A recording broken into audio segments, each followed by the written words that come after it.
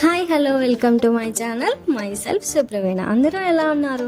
నేనైతే చాలా బాగున్నాను. మీరందరూ కూడా బాగుండాలని మనస్ఫూర్తిగా కోరుకుంటున్నాను. ఇంకెవరైనా మన ఛానల్ని సబ్స్క్రైబ్ చేసుకోకపోతే డూ సబ్స్క్రైబ్.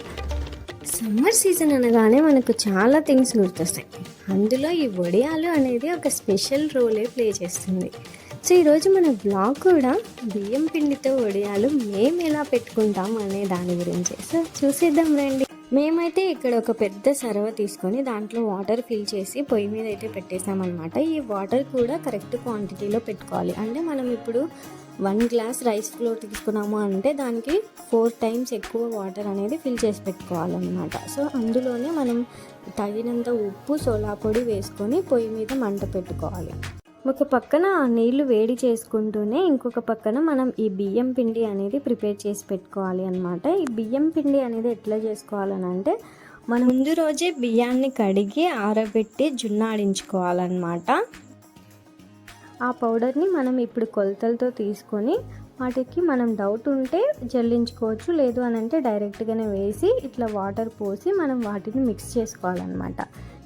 కరెక్ట్ కొలతలతో బియ్యం పిండి తీసుకొని అందులో కొంచెం కొంచెం వాటర్ పోసుకుంటూ ఈ బియ్యం పిండిని వాటర్ని మిక్స్ చేయాలన్నమాట. ఇక్కడ నేను చూపించేంత కన్సిస్టెన్సీ వచ్చేదాకా మనం మిక్స్ చేసుకుంటూనే ఉండాలి. అంటే మనం ఇలాంటి ఉండలు కట్టనివ్వకూడదు అనమాట.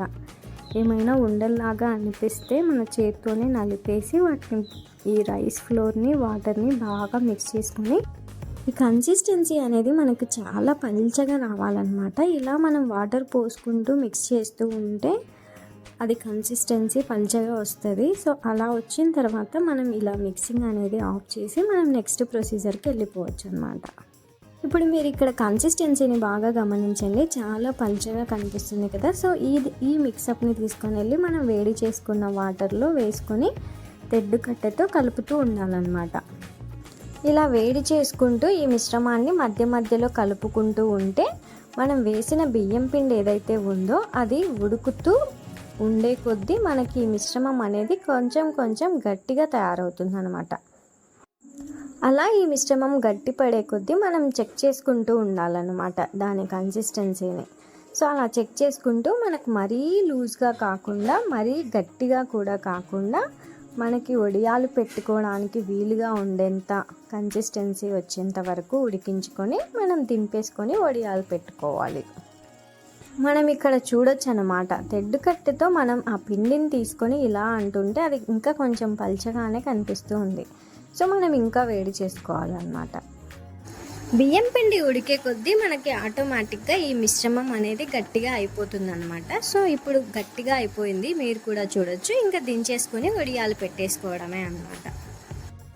మేమైతే ఇక్కడ వడియాలు పెట్టుకోవడానికి ఇలా రేషన్లో వచ్చే కందిబ్యాళ్ళకు వచ్చే సూపర్ కవర్ ఒకటి తీసుకున్నాం. అలాగే మనం ఆయిల్ ప్యాకెట్స్కి వస్తుంది కదా పైన కవర్, సో అలాంటిది ఒకటి తీసుకొని వాటిని ఒక కార్నర్లో కట్ చేసి పెట్టుకుంటున్నాం అన్నమాట.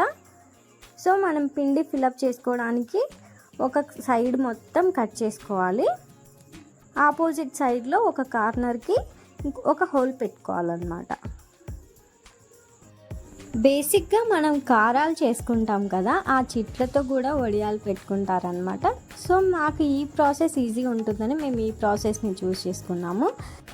ఈ ప్రాసెస్లో టఫ్ ఏమంటే ఈ కవర్స్లలోకి ఈ పిండిని మనం ఫిల్ చేసేటప్పుడు అది కొంచెం కాలుతూ ఉంటుంది, కొంచెం చేతులకు అంటినప్పుడు బంకగా ఉంటుంది. సో అదొక్కటి కొంచెం ఇరిటేషన్ అనిపిస్తుంది. సో మనం ఈ కవర్స్లో మనం కాలుతున్న పిండి వేసుకొని పెడతాం కాబట్టి అది పెట్టేటప్పుడు కూడా మనం ఏదైనా క్లాత్ని సపోర్ట్ తీసుకొని మన చేతులు కాలకుండా పెట్టుకుంటే బెటర్ అన్నమాట. ఈ పిండి మనం దింపుకున్నప్పుడు కొంచెం పల్చాగా అనిపించినా అది గాలికి ఆరే కొద్దీ కొంచెం గట్టి అవుతుంది అన్నమాట. సో మేము ఈ వడియాలని మార్నింగ్ టైంలో పెట్టామన్నమాట. సో ఈవినింగ్ అంతా ఇవి ఎండిపోయాయి. సో ఇవి ఎండిపోయిన తర్వాత మేము ఇలా ఈ క్లాత్ని బ్యాక్ సైడ్ తిప్పి కొంచెం వాటర్ వేసేసి మనం జస్ట్ ఇట్లా క్లాత్ని అటు ఇటు పట్టుకొని ఇలా అంటే చాలా అవి ఊడొచ్చేస్తాయి. సో మనకి ఇలా తీయడానికి ఈజీగా ఉంటుంది అన్నమాట. ఇలా తీసుకున్న వాటిని మళ్ళీ కాసేపు ఎండబెట్టితే దీనికి అంటుకున్న వాటర్ మొత్తం ఆరిపోతుంది. మేము ఆల్రెడీ ఈ అరిగిని వాష్ చేసి పెట్టుకున్నాం అనమాట. సో అందుకే తీసిన వడియాలని ఇందు మీద వేసి ఎండబెడుతున్నాము. సో ఇవి బాగా డ్రై అయిన తర్వాత మనం ఆయిల్ని వేడి చేసి వేయించుకుంటే చాలా బాగుంటాయి. ఆయిల్ ప్యాకెట్స్ని మనం ఇలా కూడా రీయూజ్ చేయొచ్చని మీలో ఎంతమందికి తెలుసు అనేది నా కింద కామెంట్ చేయండి. అలాగే మన వీడియో నచ్చినట్టయితే ఖచ్చితంగా లైక్ చేసి మన ఛానల్ని సబ్స్క్రైబ్ చేసుకోండి. మళ్ళీ వచ్చే వీడియోలో మళ్ళీ కలుసుకుందాం. Bye guys.